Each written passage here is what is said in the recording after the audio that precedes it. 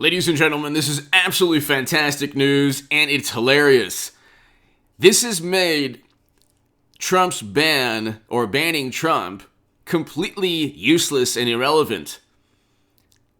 And it's pretty interesting because the way Democrats and media and liberals work is they don't counter arguments. They don't argue. They don't debate. They don't address ideas. Ideas are their adversaries. The way that they circumvent ideas or circumvent actual discussion and dialogue is by silencing the messenger, by disparaging, by denigrating, by insulting the people whose ideas they disagree with. So you're never going to get an actual debate or dialogue. Now, this is interesting because Ben Shapiro is all about debate, dialogue. Even if you disagree with him, if you're on the left, you don't want to debate him. That's why when AOC, he issued a challenge to AOC for a debate. Of course she didn't want to debate him. She could have reached across the aisle and explained the benefits of Medicare for All and got conservatives to want Medicare for All also, or a Green New Deal. Okay? How do you think that discussion would have gone? Mischief-making, Politico boss defends handling over Playbook. And then they describe, this is the Daily Beast, they describe Ben Shapiro in a manner, and of course, the typical Daily Beast manner. Okay, you have to understand, when I was the biggest Bernie Sanders booster on the internet, according to the Huffington Post, and the unofficial scribe of Sanders' most hardcore voters, according to the Washington Post, the Daily Beast published a hit piece on me. These are public relations firms that if you step out of line, if you're on the left, they'll go after you. If you're on a conservative like Ben Shapiro, oh my God. And so what happened is Politico published Ben Shapiro, Politico is facing backlash on Thursday, both internally and externally, for handing over the keys to its signature news product for the day to Ben Shapiro, an often incendiary commentator. We published a piece by a very prominent writer, provocateur, and podcaster. He's not really a provocateur. The fact that any of his ideas are provocative says something really negative about our society. But here, we stand by it. See, you don't have to agree with Ben Shapiro and everything, but he's not a provocateur. There are sacred cows that Democrats worship. And they're like, you're talking about the most disingenuous, duplicitous people. Like if it's Tara Reid, don't believe. If it's Kavanaugh, believe. Oh my God. So Biden with his scandal, we have to scrutinize it. But I mean, complete hysteria with Kavanaugh. The planet's going to end. Oh my God. Oh, here's a resolution. Green New Deal resolution. Medicare for all, man. Oh, we can't. I mean, we just don't have the votes. I mean, look, it's all about emotion. Hit subscribe to this channel right now. This is really important. I like Ben Shapiro a lot. I think he's awesome. Now, do I agree with everything he says? No, not everything. For a long time, he was a never-Trumper, really. But see, I'm not a conservative on everything. I come from the left, so I'm not a Republican, not a Democrat. I used to be a lifelong Democrat. I voted for President Trump because I want Americans home from never-ending counterinsurgency conflicts. I oppose the Lincoln Project foreign policy. I think that's the most important, that's the biggest moral conundrum and dilemma we face as a country.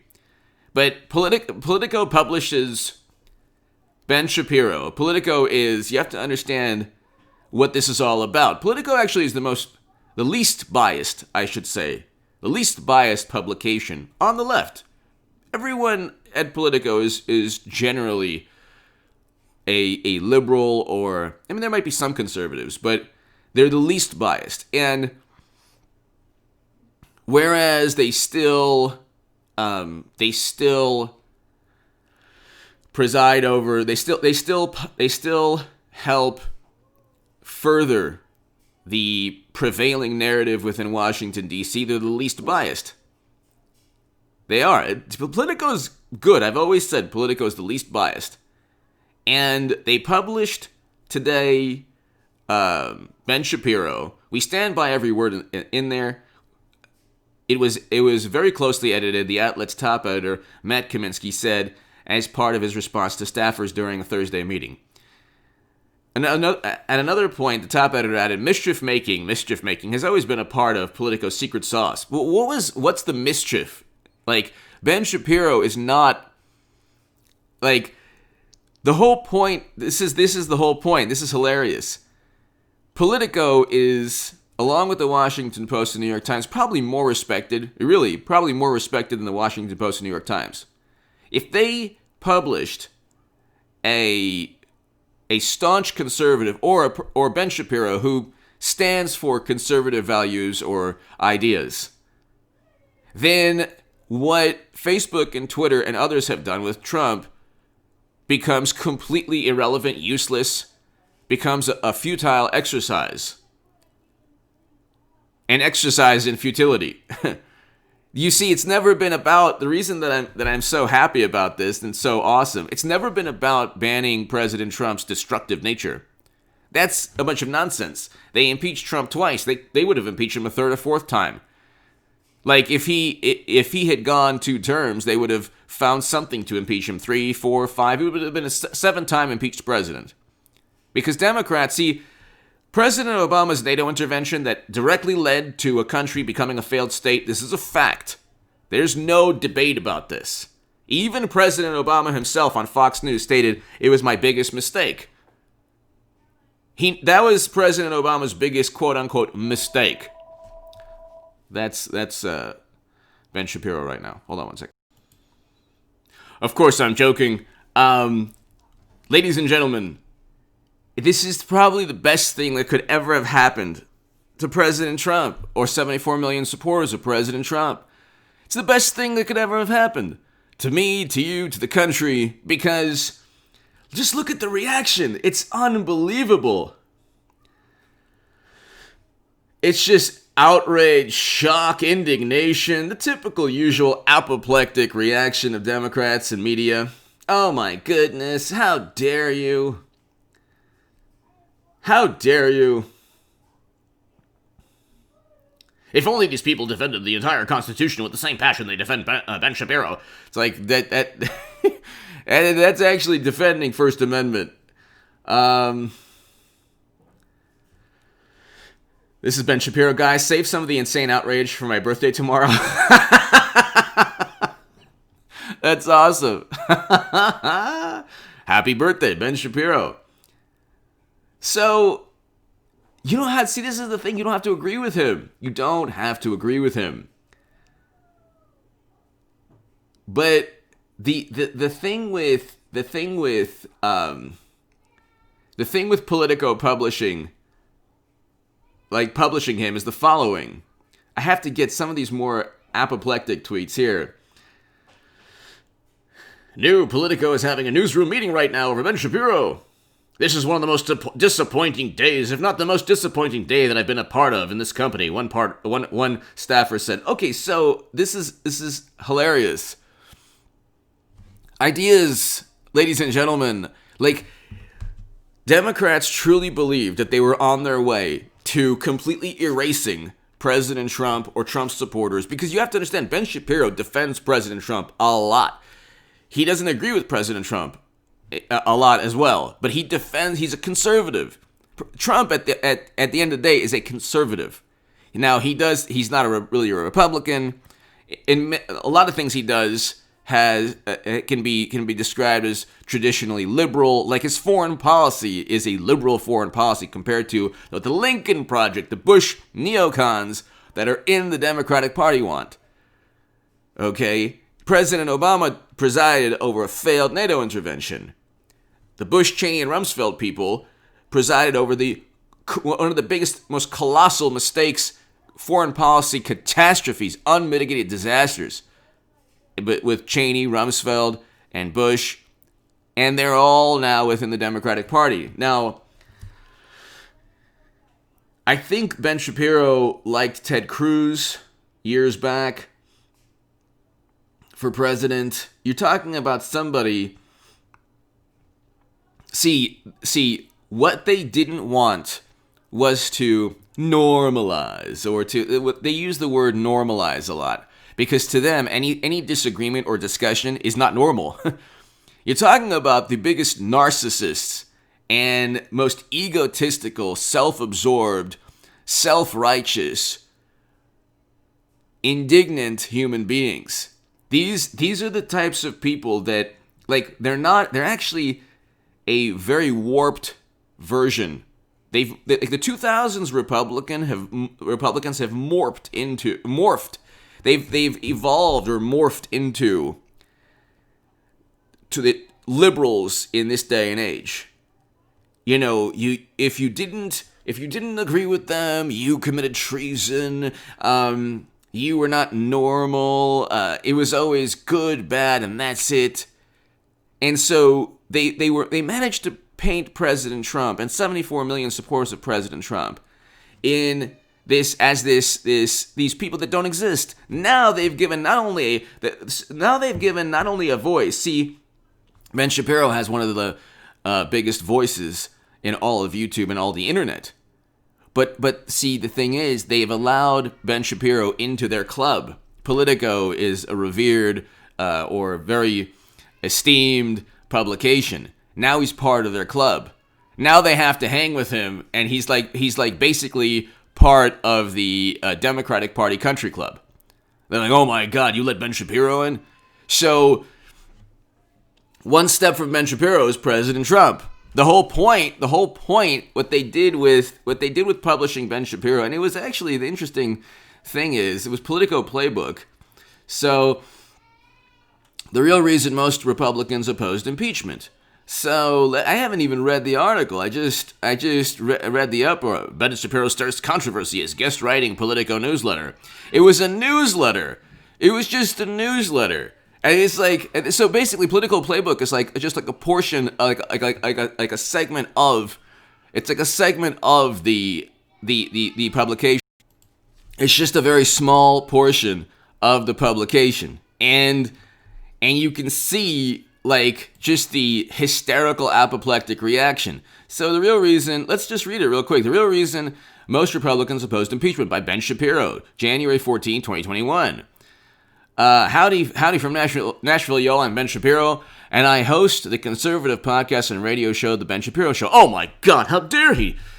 I'm also editor emeritus of the Daily Wire, husband to medical doctor, and father to 3 children, Mazel Tov, who run me more ragged than the news cycle, or at least they used to, before all the time was condensed into a political gravitational singularity, where one day is several years long. So let's get to it. The big news of the day, of course, is the House impeachment of President Donald J. Trump for the second time in just over a year. It was a foregone conclusion that the Democratic House would do so. The only question was how many Republicans would vote, along with Democrats, to impeach Trump over his behavior leading up to, in the end, 10 did, ranging from Liz Cheney to, Spotlight immediately moved to Senate Majority Leader Mitch McConnell, who now says that he hasn't made up his mind on impeachment. It seems he'll leave Republicans to their own devices on the Senate vote when it takes place. Many in the media seem bewildered that House Republicans didn't unanimously join Democrats in supporting impeachment. Looking at you, playbook readers in the media. Okay, so this is great. After all, Republicans were in the building.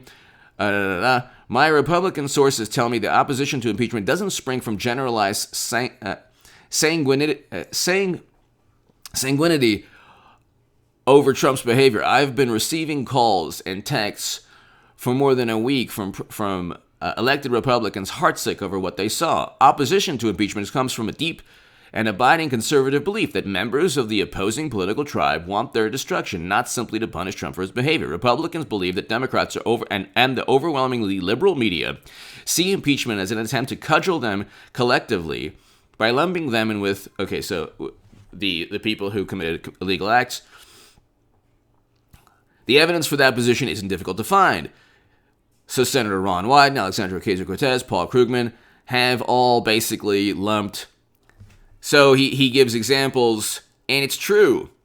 If you support Trump in any way, you were at least partially culpable, the argument goes, which is absurd. Even Trump himself could never be could never be convicted in a court of law because free speech political speech is protected by the First Amendment. Conservatives see the game. Parler social media compared to Twitter was taken off the internet. So, GoDaddy kicked. Okay, So, what did he say here? What did he say here that's wrong? If a standard refusal to accept election results is the standard refusal to accept results. Stacey Abrams never accepted her election. Representative Jamie Raskin has been appointed one of the Democrats' impeachment managers, but challenged Florida's electors in 2016. So, Ben's playbook reads, it's not over yet. The FBI warning that, So, what did he do? What did he do wrong? What on earth did he do? What on earth did this man do wrong? It's unbelievable. What on earth did this man do wrong? This is a look into the soul of the Republican Party from Ben Shapiro. What did this man do wrong? Do you know what took place? The ideas that humanize Republicans and conservatives, or the fact that these people exist, that 74 million supporters of President Trump, most of whom would just vote for any Republican, I should say a good percentage, not most, a good percentage. I think that there's probably 30 million Americans, 30 million supporters of President Trump close to 30 million who just wouldn't vote for it. That's why Mitt Romney has no chance, or Ben Sass has no chance. But what did this man do? You can read the Politico article. It's not controversial. It's just a window into the mind and the heart, the mindset and the heart and soul of the Republican Party. It really is. Now, so I think impeachment was absurd. It's a complete racket. President Obama should have been impeached over Standing Rock, over Flint, over... that water was poisonous all throughout President Obama's tenure. It happened under President Obama. Are there things that he could have done? Oh, but the pandemic is 100% Trump's fault. I mean, there's no logic. Ben Shapiro points out the logical inconsistencies, the hypocrisy. Democrats and media are allergic. Actually, they're not even allergic to hypocrisy. They're immune to it. They're immune to hypocrisy. What did this man do that's so horrendous? This is really hilarious. What did this man... I want to know. They're beside themselves. Oh my God, I can't believe... There's some really good... there's some really, really good takes on here where they're like, oh my God, this is horrible. They've humanized President Trump by allowing Ben Shapiro to be published. Oh, then they're going to... I would appreciate if someone from Politico would read all the racist things Ben Shapiro has said. Okay, so there you go. It's now... See, there are people at MSNBC, the Young Turks, all left-leaning pundits who have said racist, horrible things. They don't get... There's no repercussions there. So... The fact Politico gave prime real estate's Ben Shapiro the day after he claimed everyone minimize. Should give you more about D.C. than a newsletter. Politico's sidelining their many talented, well-sourced Capitol Hill reporters to have Ben Shapiro co-author Playbook on the day after historic impeachment was an unfortunate choice, to say the least. Why? Politico's defense of publishing Ben Shapiro today is to say that they had Chris Hayes guest edit yesterday, which tells you everything you need to know about how broken and amoral both sides' reasoning. Wait a second. Did Chris Hayes speak out about the injustices taking place against Julian Assange, or about Debbie Wasserman Schultz being forced to resign, or about Libya becoming a failed state, or about Standing Rock, or about Flint, or about anything that took place under President Obama's administration? Did he condemn any of these events that took place under Democratic Party rule? Give me a break. They want pure and unadulterated political influence and power. That's it. They don't care about anything else. It's not about, you have to understand, they have by publishing Ben Shapiro, and thank God they did, they have just humanized Donald Trump and 74 million supporters of President Trump. That doesn't mean that they agree or elevated his ideas. They humanized him. They made him a human being. Ben Shapiro is a human being, just like Chris Hayes. The difference is that Democrats cannot see, Democrats are so programmed and brainwashed, they call up friends and family and say, I can't speak to you because President Trump has presided over record low unemployment. And he was the first president to step foot in North Korea. And he allocated more funding to historically black colleges and universities than any president ever. And they don't say that, of course, but they say Trump stands for this and that, this, that. Now the whole point in banning President Trump from all of those platforms was to silence Republicans. It wasn't... Trump was just an obstacle in their overall goal, their objective, silencing Republican ideology, thought, conservative thought. That's why Mitt Romney's he's playing this nefarious game. And they lost today. Ben Shapiro being published in Politico makes